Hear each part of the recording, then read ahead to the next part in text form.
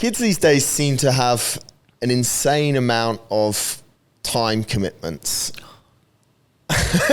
Hopefully you're watching the video version and you can see Heather's eyes there.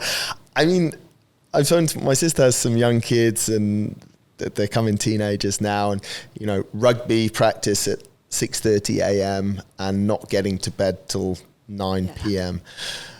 I'm interested to hear what your thoughts are on this insanely long school day. That's definitely a Dubai thing. I mean, I think sort of in the UK, you know, kids will specialise in one or two sports. Here, I have got parents that come to me and the child is 5 and they're doing Japanese on a Monday, they're doing Chinese on a Tuesday, they're doing rugby on a Wednesday, they're doing violin and Mandarin on Thursday, and then they're doing horse riding on Saturday and tennis on Sunday.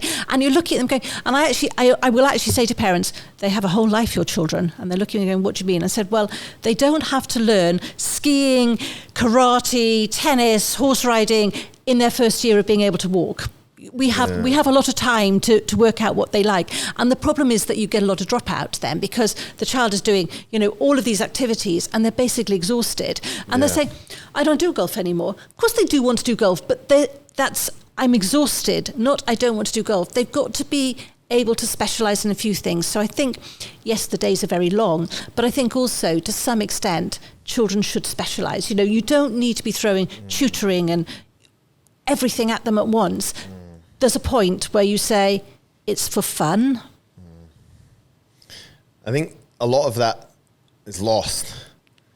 Like, I see kids coming, we run a kids program here at the gym, and I see some kids coming in and I look a lot at people's body language, and you know, it's frightening what you kind of see, because they're mentally drained.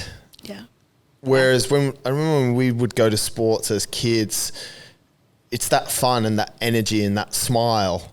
And it pains me sometimes, because I sort of think, like, this kid's just knackered.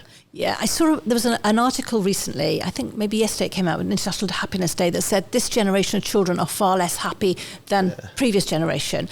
And I think there's a lot to be said, you know, social media, communication. When we were kids, you didn't actually know what your friends were doing, so you did what you wanted to do. Now, social media is dictating that, oh, David's gone to football, I think I should be going to football. Jessica's gone to this, I think I should be doing that. So-and-so's doing drum package. And I just think that we're almost trapped into keeping up with everyone, because that's what we're seeing every day. It's pretty rough, isn't it? It is. I think I think being a kid now is the hardest it's ever been. Do you worry about children's cognitive development due to fatigue?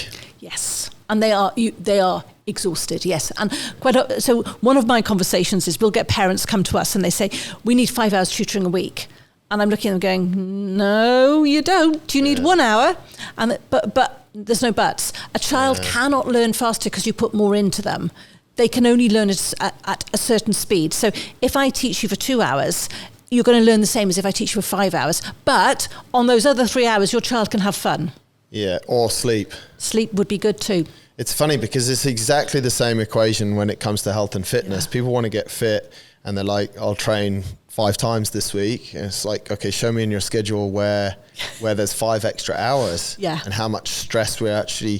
This is one of the biggest things. And I don't know, my again, outside theory on some of the learning disabilities that we're seeing is actually just due to fatigue and problems that actually maybe wouldn't have been a problem for a child before, because they're not just smoked the whole time. They're actually now, you know, the kid can't concentrate on, and we could run a simple example, but on a Tuesday morning, it's always spelling, and he actually or she actually can't concentrate because Monday's such a big day. Then what happens? Oh, well, this kid is now dyslexic. Yeah.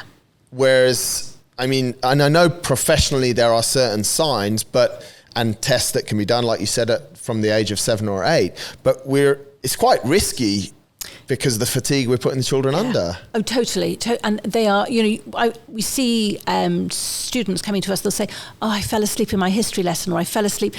Kids falling asleep in school, no, that's not right. That shouldn't be. And the other problem is, don't forget, not only are we kind of making them do their rugby tennis, guitar, whatever it is, sometimes it's back to back after school. Yes. They're coming home and they're going on their social media after that as well. So it's like their days aren't finishing at 7 when they go to bed. Their days are finishing at 11 when they finish talking to their friends.